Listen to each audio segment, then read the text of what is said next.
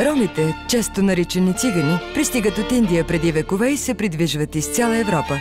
Лишени от професия и земя, те се скитат в каравани и предават занаятите си от поколение на поколение. Музиканти, занаятчии, търговци на коне, артисти. Те са обект на подозрение и митология, жертви на преследване, дискриминация, робство и геноцид. Днес в цяла Европа живеят приблизително 10 милиона роми. Те произхождат от различни племена и кланове с различни диалекти и религии.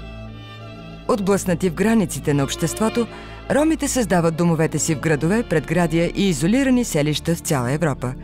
Ромските общности са подложени на гонения, тормоз, депортиране, открит обществен расизъм, етническо насилие и погроми.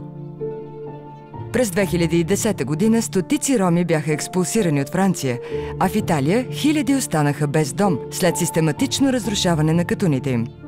Според Вашингтон Пост, заместник-кметът на Милано описва циганите като тъмнокожи хора, не европейци като вас и мен. По-малко от 40% от ромските деца получават основно образование. 26% от ромите в Централна и Източна Европа са напълно неграмотни. Ромските общности имат минимален достъп до здравеопазване, което води до процент на детската смъртност, който е 3 пъти по-висок от този на повечето популации. В Румъния 68% от ромските домакинства заявяват, че техните деца са гладували поради липса на храна поне веднъж през предходния месец. Като най-уязвими от всички, ромските момичета често са обект на женитба още като деца, раждат в ранна възраст и под натиск от общността прекратяват образованието си.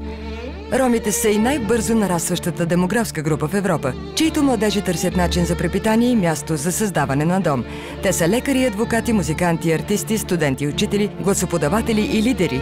За да оцелеят, те се борят с бедността и недоверието чрез надежда, образование и гражданско участие.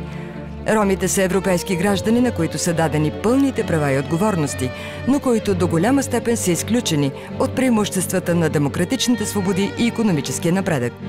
Но напоследък, законодателите и международните институции включват ромите в световния дневен ред. Европейският съюз работи по обща стратегия за ромите. Десетилетието на ромското включване координира 10-годишното усилие на 12 държави от Централна и Източна Европа и цели да подобри видимо условията на живот на ромите до 2015 година.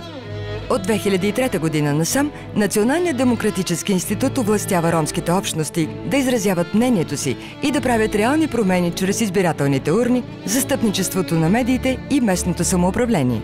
Промяната се случва. През 2004 година Унгария избра Ливия Ярока за първия ромски член на Европейския парламент. В целия регион ромите навлизат в политиката като общински съветници, кметове и членове на парламента, стремейки се да осигурят глас на своите хора в управлението.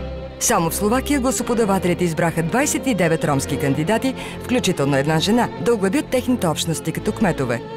Въоръжени с нови политически инструменти и силна вяра в своите способности да влияят върху промяната, ромите се застъпват за по-добър живот и разбирателство чрез гражданска активност и мобилизация на общността. Кои са ромите? Аз съм ром. Io sono Roma. Е Рома. Я сам роми. Soy Roma. Ме Рома. Eu sou Rom. Yes, Romane. Je suis Rom. Я ром. Man Roma hasta. Ich bin Roma. Roma. Ние сме ромите.